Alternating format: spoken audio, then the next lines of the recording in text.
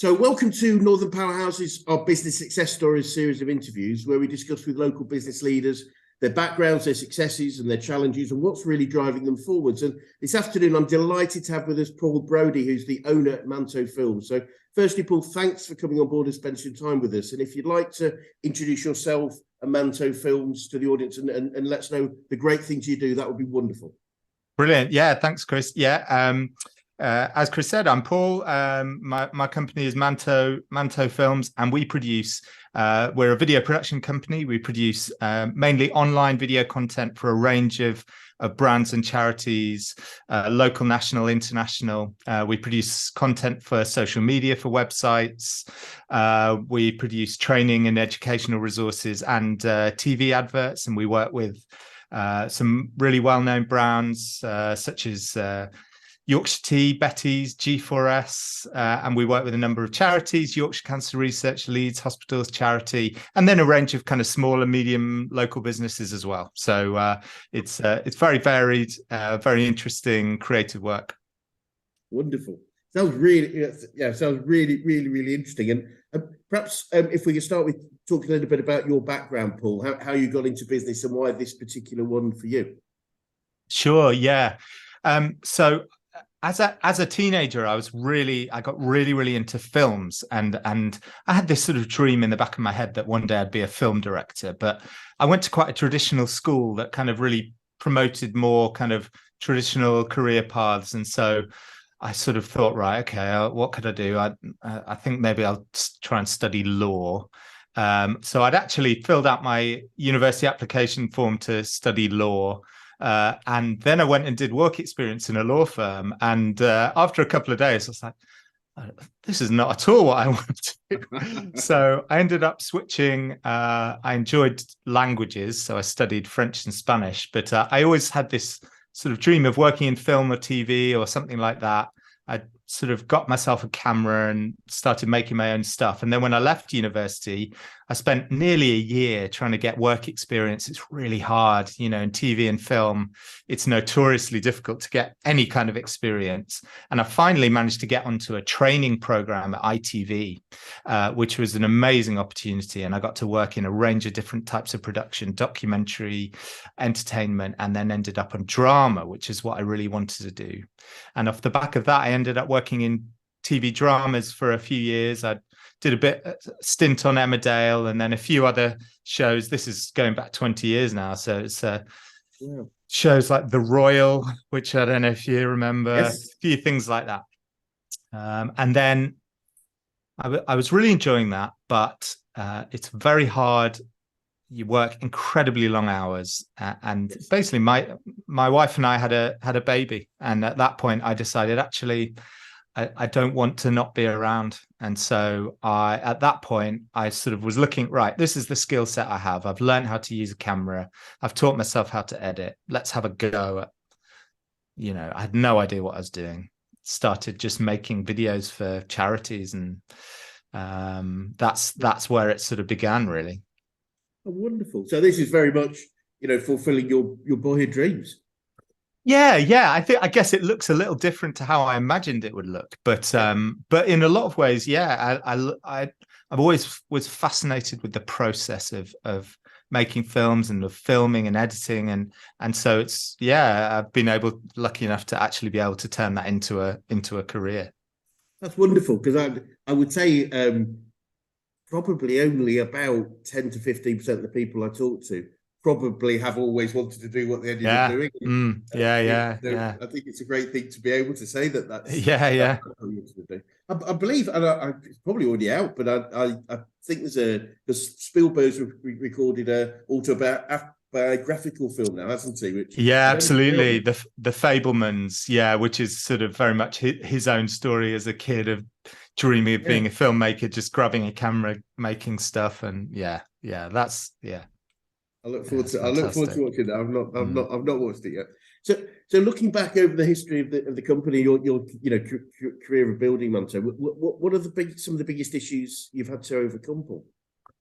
Yeah, I mean, there's been plenty. I think if I'm totally honest, that my initial biggest issue was that I went into it with no real idea of what I was doing. I knew how to make videos, and that was it. In terms of running a business, I didn't have a clue. And so my first, my first good few years, I did great stuff. I made good videos, but I couldn't, I didn't really know how to generate business and, how to find new clients and all that sort of stuff. And so it was a very steep learning curve. And so it took me really a couple of years, I think, to realize, okay, you really need to think about this and think about what are the things that you need to do to turn this into a business. Because really it was just okay, this is a way that I can work and be around for my family. Yeah. But then at a certain point, I was like, okay, if I actually want to make this work, I need to learn how to run a business. Yes. So I think that was my kind of first big hurdle, not helped by the fact that coincided with, it was in 2008, a global economic crisis, and so it was a challenging time, and I learned a huge amount and got lots of things wrong, most things wrong, but learned a lot. I think it's a real it's a common trait in successful people that they're willing to make mistakes. Getting things wrong is, in fact, our founder of our organization, Brad, told me a long time ago. He said he believes he's as successful he is because he's made more mistakes than anybody else. Rather than despite, and it was because of the willingness to try and be comfortable. Whereas many of us have that sort of fear of failure, so I won't try. So I think it's really key. So going on to sort of learnings about business. What are some of the things that you have learned over time that you would say were most important things for maybe anyone watching this to consider in business? Yeah, I was thinking about this before we came on to chat to you, and I think probably the biggest thing that I've learned and the most significant kind of part of sort of building a business has been really being able to recognize the things that I'm good at, the things that I do well, the skill set that I have, and then also the things that I'm not good at. Running a business is a really multidisciplinary thing. You've got to do the actual thing that you're selling, but then you've also got to do sales and marketing and accounts and processes and HR and all these sorts of things.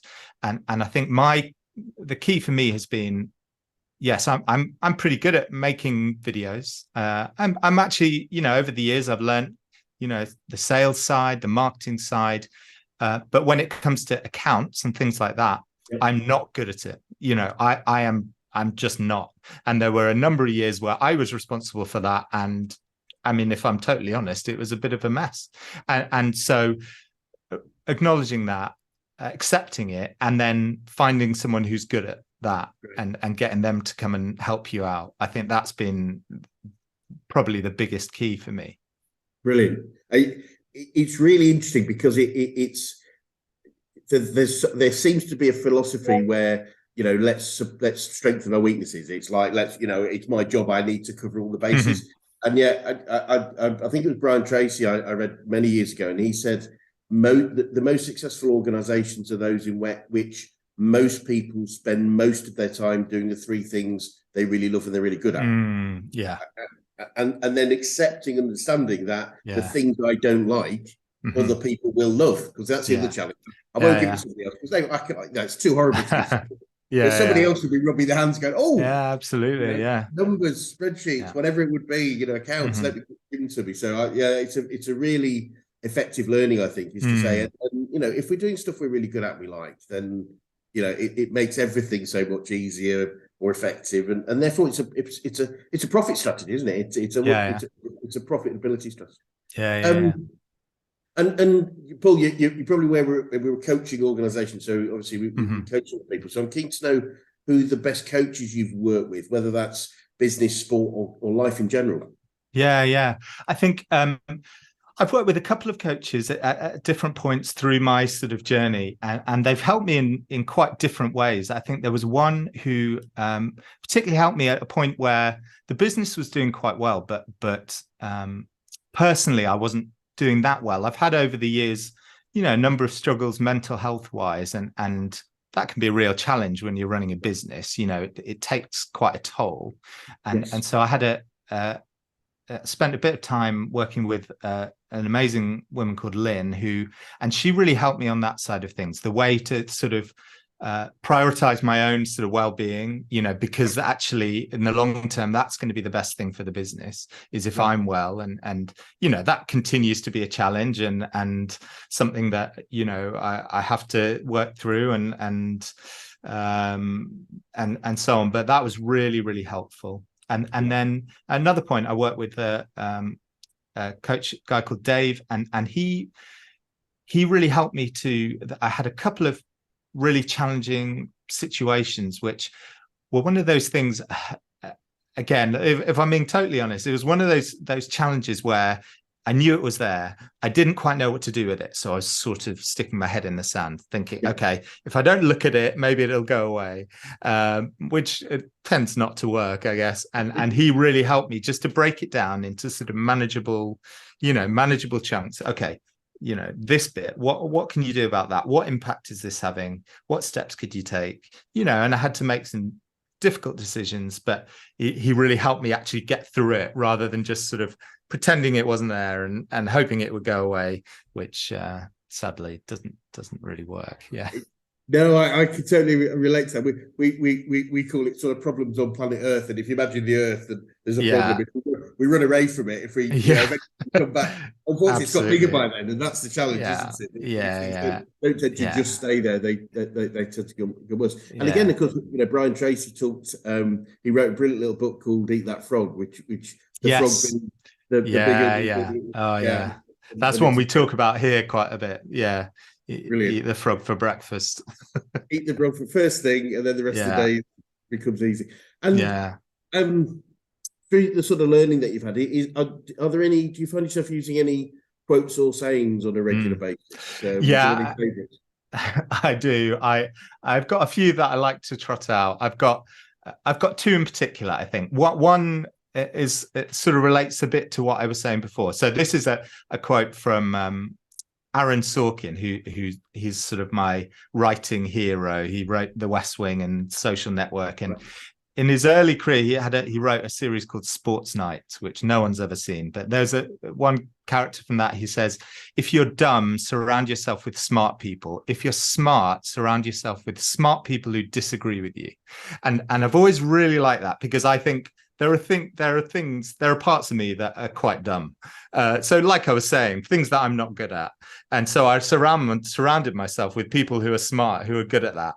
And then there are things that I'm good at, but I can always do with being challenged and being, so the guys that I work with here, often they'll have a different view to me on something, and we'll discuss it. Sometimes my thoughts on it will come out on top, sometimes theirs will, but actually having that discourse, that dialogue is incredibly valuable, rather than just me plowing ahead with what I think is right, being open to sort of having people question that, having people have a different opinion. My other one is one which I regularly trot out the team, which is one of the Roosevelts, can't remember which one, which is comparison is the thief of joy.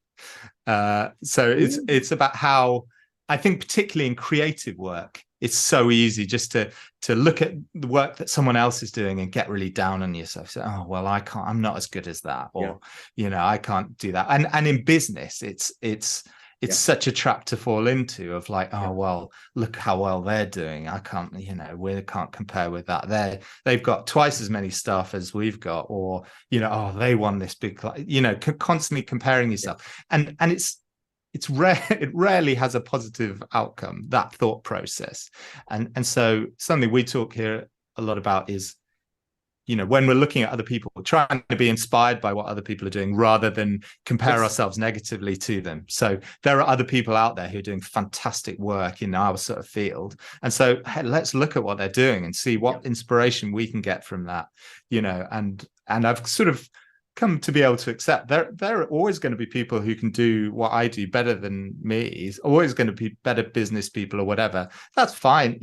I just do the best with what I'm doing. And so, yeah, comparison is the thief of joy. I've got it printed and on a shelf in the office. So. Absolutely. I love that. And I've not heard that before. Now, I think it's great.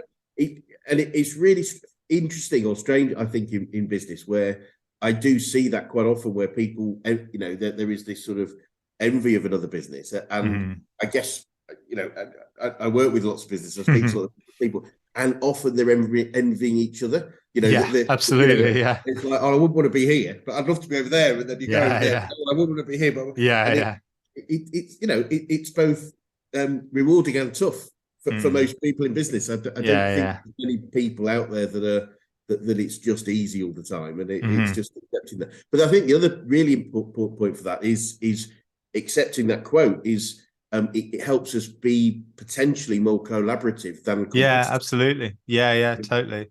And again, I've rarely ever met two businesses with the same, topic, title, purpose that are exactly the same, that couldn't work together. Often the overlap is quite strong, but there's almost always those extra bits. Well, look, you're really good at that. Perhaps we could collaborate rather than compete. Yeah, absolutely. Yeah. Oh, I love that. Yeah, that's. I'll take that one. Thank you. And what would you say you've learned about yourself throughout your career and your journey in business?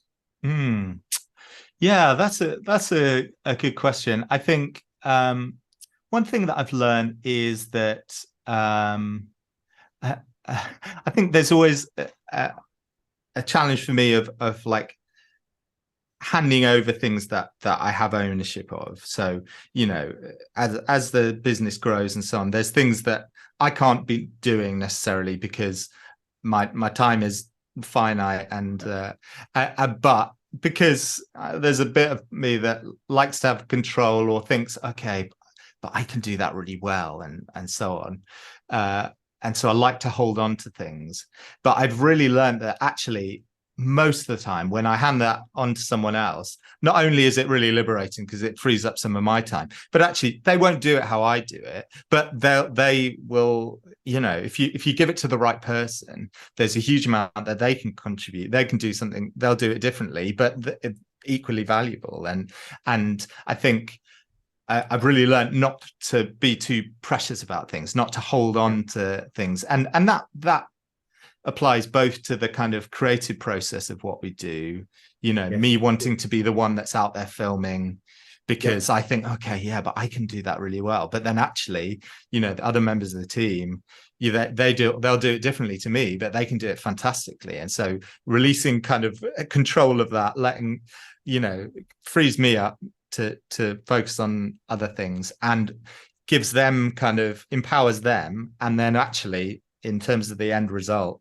often it's better than it would be if I did it, or it's different, but it has real value. So I think that's something I've really learnt, that I need to get over that bit of myself that wants to hold on to things, because when I'm able to sort of let go of them, actually, it often works out really well. I've worked with quite a few people on that very basis, and the interesting thing to say is a couple of things I always find interesting. So one thing, firstly, is they don't have to do it as well as you. They just have to do it well. That's enough. True. Yes, that's definitely true. Yeah. But then the follow up, which tends to be a bit of a challenge, is what would happen if they actually did it better than you? Yeah. And that's a challenge. I mean, I have seen that being really challenging for the idea would be, well, if you do it better than me, that's brilliant, because however, with some people it isn't, because it's that's their baby. But so it's really, but it's the biggest trap we have, and one of the biggest traps is that need to control, because it will limit our ability to create something that can ultimately work without us. Yeah. So looking forward then, Paul, what does the future look like for you guys, and what challenges do you face, do you feel, if any?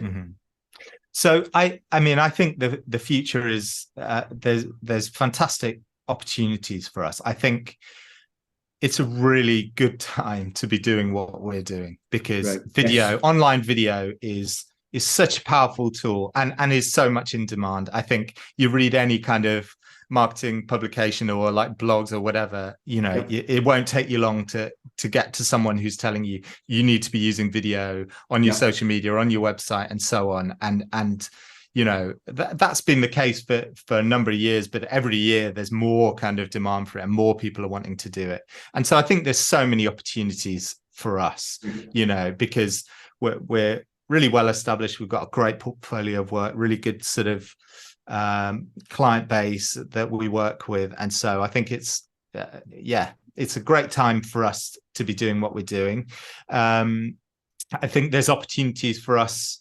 I think TV advertising is really changing at the moment, and traditionally it's been there's big production companies that look after the TV ads, and then there's our sort of company that looks after the online content. But there's this real growing area of TV advertising, which is often advertising for on-demand platforms. Sky have a really fantastic platform called AdSmart, where you can start at just a few £1,000s and advertise on TV locally, or you can spend a lot more, but you can be really targeted with your advertising.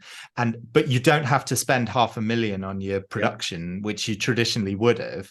And actually for people that are already seeing a lot of success online, that step up now is not a big step. It's just almost the next logical step, and that's where a lot of our attention is focused at the moment. We're working on a number of those kinds of campaigns at different stages, and I think there's fantastic opportunities for us there.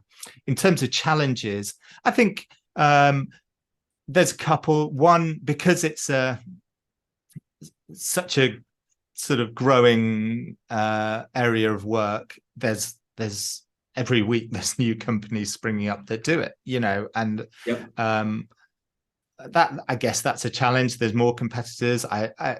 We try not to worry too much about that, because we can't achieve anything by worrying about it, and because I think we're pretty well established, and we're confident in the quality of the work that we do and the relationships we build, all that sort of thing. But at the same time, yes, that it sort of almost pushes us to keep pushing the level of what we do, make sure we keep getting better and all that sort of thing.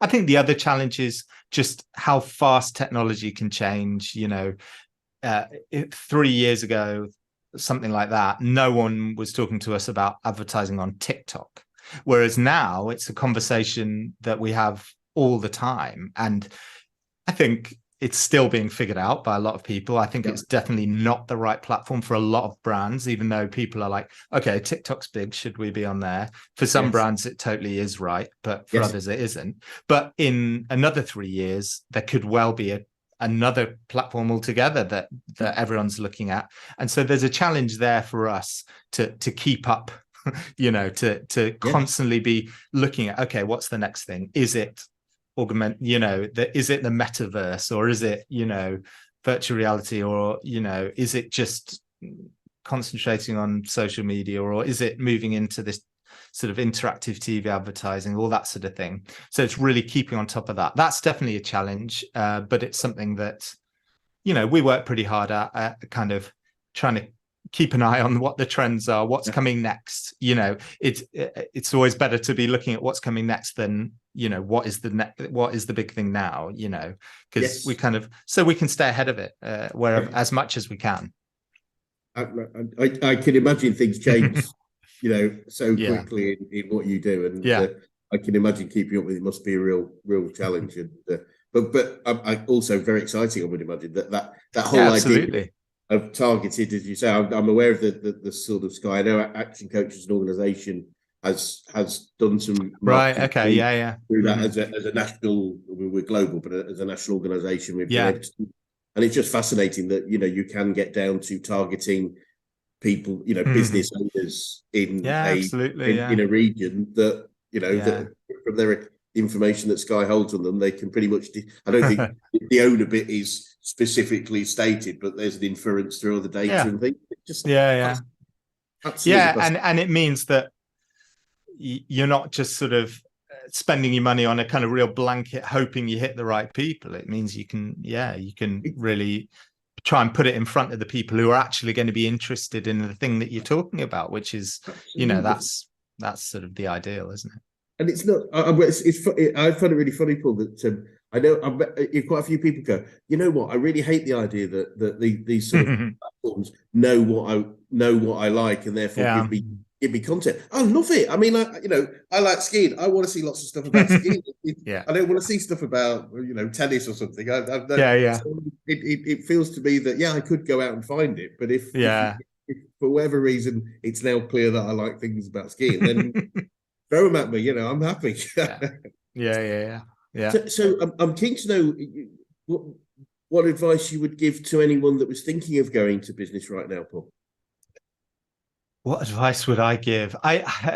People ask me this, and I'm always a little bit reluctant because I feel like, I don't know that I really know the answers. I think the thing that you said earlier of being prepared to make mistakes, not being afraid of making mistakes, because there's no way you're not going to. If you try and avoid making mistakes, you'll never get anywhere. Absolutely. But it's being prepared to make mistakes, but then being prepared to learn from them. Yes. Look at what you've done wrong. Accept that, okay, didn't do that right, but what could I have done differently? So that'd be one, because that's been most of my business journey, has been making mistakes and then trying to figure out how to do it better. And then I suppose the other one would be, like I said, trying to recognize the things that you can do really well, focus on those and try and get help with the things that you can't do so well. And that's a real challenge, especially when you're starting out, because you don't want to have to be paying someone else, or you don't want to have to, and that can be really difficult. But I think it makes such a difference, when you can give yourself the space to focus on the things that you're really good at, and sort of allow someone else to do the things that you're not. It makes such a huge difference. It kind of frees up your focus. It means that you can really be much more focused. It affects your stress levels. I think the things that used to stress me out most were trying to sort out my accounts, or trying to sort out my various admin things and whatever. And once I was in a position to be able to get someone else to do that, it made such a huge difference. So I think, working on trying to recognize the things that you can do well, and trying to get help with the things that you can't. I think that would be my other big one. Love it. And looking back at yourself, if you started your business again, is there anything significant that you would do differently, do you think? Yes. I mean, lots of things, but I suppose the key one is to go into it with a bit of a clearer plan. I really went into it with very little plan. I sort of stumbled into it, is what I often say. It was just sort of, okay, what can I do that will allow me to have a bit more flexibility, be at home more with my family? Okay, I've got these skills, let's try that. But I didn't have a plan. So if I were to start again, I would sort of try and understand the business that I was trying to start a bit better, what people's needs were, how who to be targeting, how to get in front of them, all those sorts of things. But with having the flexibility to know that parts of that plan won't make sense, and you'll have to change them and whatever. But to go in with with a plan, that would be the key thing that I'd do differently, I think. It's funny. I know our founder Brad. I've heard him say he's always amazed how people spend often more time planning their holidays than they do planning their business. Yeah. And for sure. Yeah. It's an interesting way of looking at it, but it's. I mean, ultimately, planning is just how we hope it goes, and it's still unlikely to go exactly that way. But we've got a better chance. That's the key thing. A better chance of doing so. And finally, Paul, what would be the best advice you could give an 18-year-old you if you could go back in time and do so? I think my key one would be to be a bit kinder to myself. I think I'm over the years I've definitely been my own biggest critic. I've tended to sort of, when things have gone wrong or whatever, to get pretty down on myself, to be pretty hard on myself, and actually sort of looking back, you know, like I said, actually getting those things wrong was a valuable part of learning, and I learned a huge amount from it, and accepting that that's going to happen, but so it's just part of the process. So being a bit kinder to myself, I think that would be the key one, I think, because that's something, yeah, it's taken me a long time to learn that one, I think. Yeah, I think that's great advice for many of us, actually. It's we be quite hard taskmasters on ourselves. And it's really interesting because it's often, you know, if we were to ask somebody, would you be that hard on somebody else? Like, oh no, well, of course not. You know, well, then, exactly. Yeah. So why would we do it to ourselves? So great advice. Yeah. Thank you so much. So Paul, thank you. It's been really, really interesting and really entertaining speaking with you. And for anyone that's watching, if they'd like to get in touch with you and learn more about what you do, what would be the best way to do that? Yeah, I mean, check us out at mantofilms.com. You can have a good look around. In fact, we just launched we've kind of rebranded, and we've got an updated website, and there's all our most recent work on there, new show reel, which I'd really love everyone to check out, because I think it's great. My colleague Steve's done an amazing job on it, and that shows the kind of range of work that we do, and it might just give you an idea for something that, you know, some video content, or, you know, a TV ad or something like that. So yeah, mantofilms.com. That's the best place to check us out.